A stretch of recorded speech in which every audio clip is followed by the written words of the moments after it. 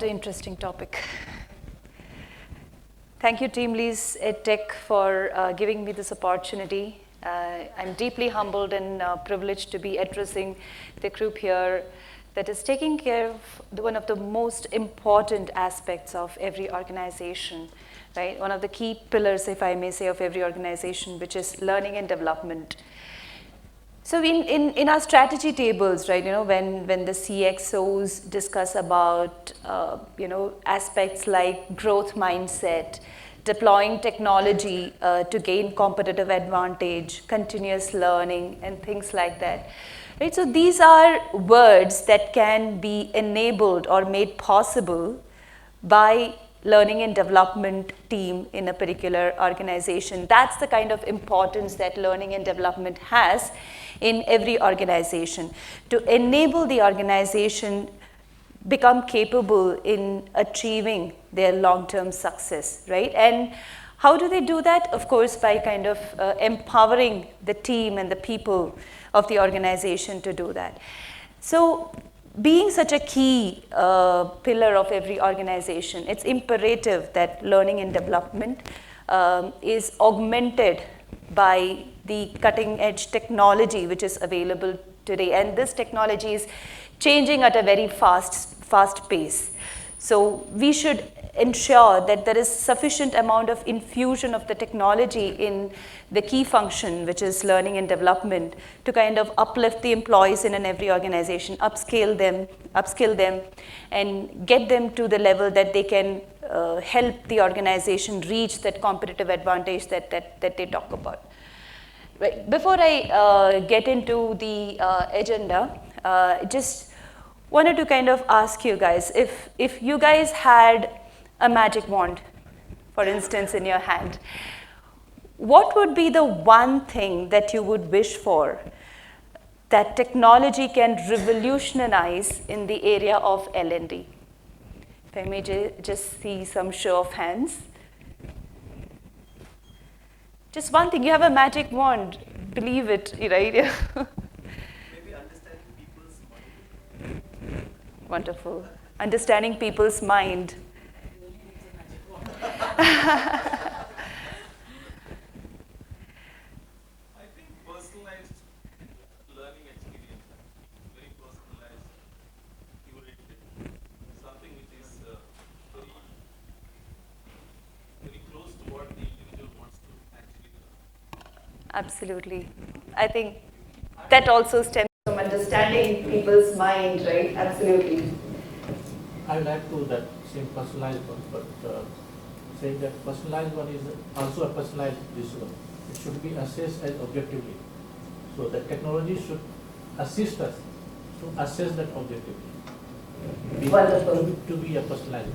Because people who will be getting personalized, they don't know what exactly they want. Wonderful. Nice perspective. Any more? Yeah. Understanding people's needs. Right. Through understanding mind, maybe what are the needs, and then personalizing and customizing and preparing a product. Even before they know that I need this, they have it. Wonderful. Absolutely. To create a learning culture. I mean, the mindset should be of a learning culture. Right now we have to explore that, but if we would have that, everyone should be curious to learn. That's something we would love to do. Absolutely, spot on. I think these are really valid wishes, because these are the ones that can give any organization that advantage of being close to their people, understanding their learning needs, and curate the learning accordingly. So wonderful, and hope the magic wand that we have, which is generative AI right now, it's close to being a magic wand, in fact, can definitely help us achieve all of these goals. So today's agenda, I just wanted to cover a brief introduction of what generative AI is, how generative AI can enable the learning and development, and developing generative AI skills within an organization, right? And then what are the challenges that generative AI poses for L&D? Right, now this is one of those topics or slides or content that you may have seen a lot, but I'll just, to set the context, I'll just introduce where generative AI sits in the entire landscape of artificial intelligence. So artificial intelligence is the larger ecosystem which represents algorithms or systems that can do the human kind of activities. Whatever humans can do, these AI systems can do. And there are two types, right? So one are completely rule-based or rule-driven. Like you tell the algorithm what needs to be done, right? A plus B equal to C, and it does that. 10,000 times it will do the same thing. And another one is where the algorithm learns on itself, right? You don't have to tell what needs to be done. Probably you don't know what is the formula or the, the equation, right? Rather you feed the algorithm data and it figures based on the patterns and causal analysis that it is able to do. It figures out what is the equations. That part of artificial intelligence is machine learning, right? And there is a part of machine learning which deploys the principles on which a human brain operates, right? The neurons and the communication between the neurons and everything. So that part which deploys neural networks is deep learning, right? And generative AI is a part of deep learning, and it essentially, I would say, completes the way a human brain operates. So if you see how a human brain operates, right? It receives information and trains itself, and then it generates, right? So we perceive things around us in textual format, in audio format, right, through the senses, and then our brain learns through it. And then we generate in terms of text, in terms of speech, etc. So generative AI completes that cycle, because deep learning had been everything about learning through a lot of information around us. And generative AI has now completed the cycle by being able to generate human-like output in terms of text and audio and visualization, etc. Now, GPT is one form of generative AI. It is generative pre-trained transformer model. I'll not go much into it because that's not for today's conversation. But intuitively, these are the language models which are trained on a lot of information or corpus available in the internet. And they use transformer technology, that helps in retaining the context and producing output which is relevant to the context, right? So, and ChatGPT, it combines GPT and chat technology to render the output of GPT through a chatbot. So whenever we are doing a query on ChatGPT, in the back end, this query is being fed into a GPT algorithm, and the output of that is kind of rendered back on the chatbot. So ChatGPT is nothing but GPT on a chatbot technology. So with this introduction, I'll move on to how generative AI can enable learning and development to achieve all the wonders that we spoke about. It all our wishes. So one is the first aspect, and this is probably the simplest of all, is to attain efficient content generation and curation capabilities. The other one is getting user-centric, adaptive and immersive learning, right, which all of us spoke about, and to kind of get the feedback into the learning ecosystem to make it more dynamic. And the third one is evaluating the demand for training. I heard from one place that we need to right-size our training content to address the specific demand.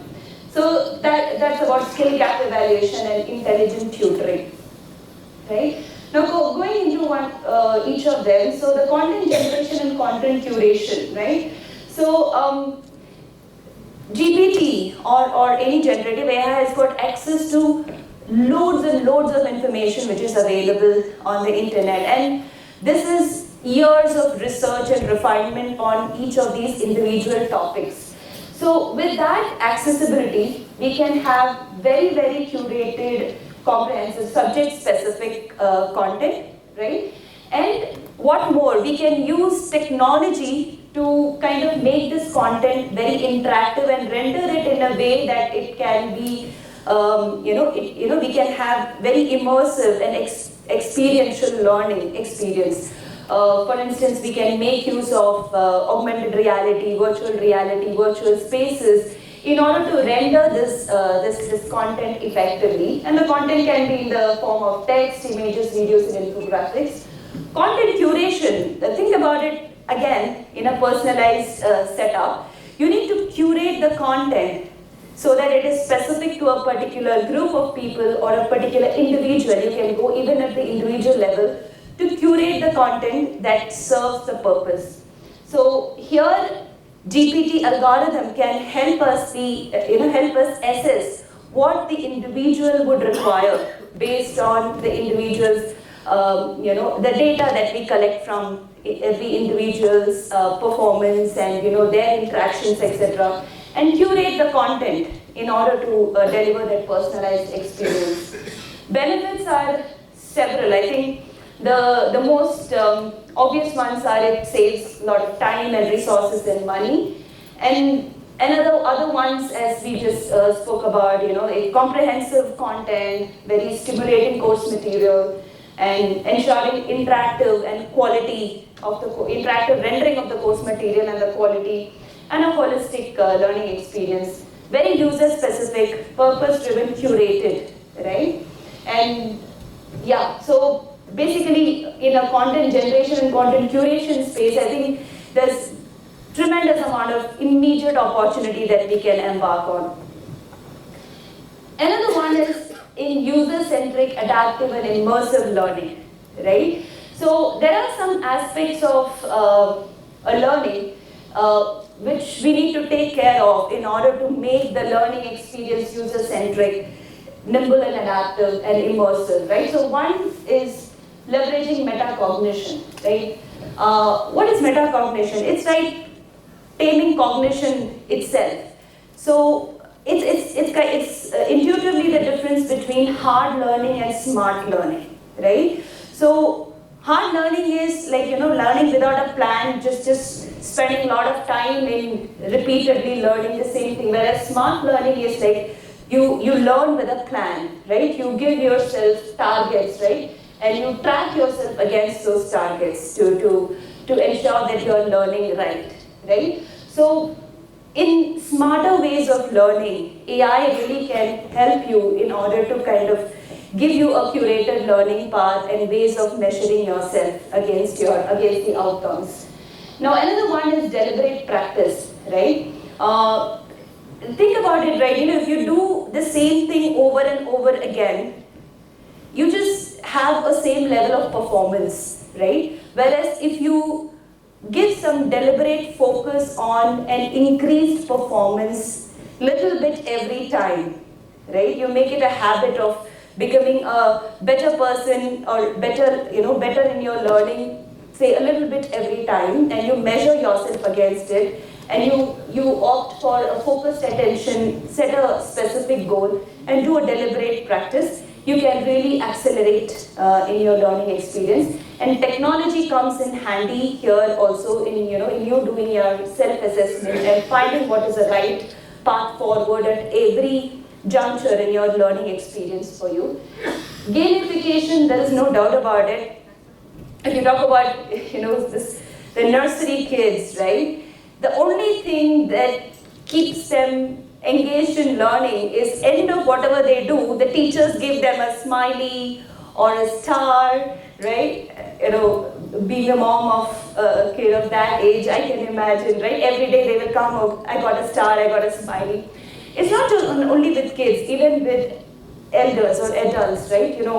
We like to gamify things for ourselves, right? So every time we get some reward or some sort of a badge, we feel very happy about it. It need not be a monetary reward every time, right? So gamifying has got tremendous amount of impact in the interest people have in the experience of learning itself. right? And gamification is again a technology, a solution, right, where you can gamify the entire learning experience for people through infusion of technology. And there is a term I came up recently, which is Ebbinghaus, I hope I'm pronouncing it correctly, forgetting curve, right? It's about you learn something and you forget it. Right? You don't forget it in a step, like you know it today and you don't know it tomorrow. There's a certain curve, right? Now, this is very natural, right, with everyone, that you learn something, you don't practice, you forget. How do you challenge that curve? Is by doing all of the above, plus you do a spaced learning and active recall every time. Active recall essentially means you learn and you practice. You learn and don't stop practicing it, then you will definitely forget. And then easily accessible learning content. Make the learning content easily accessible, discoverable.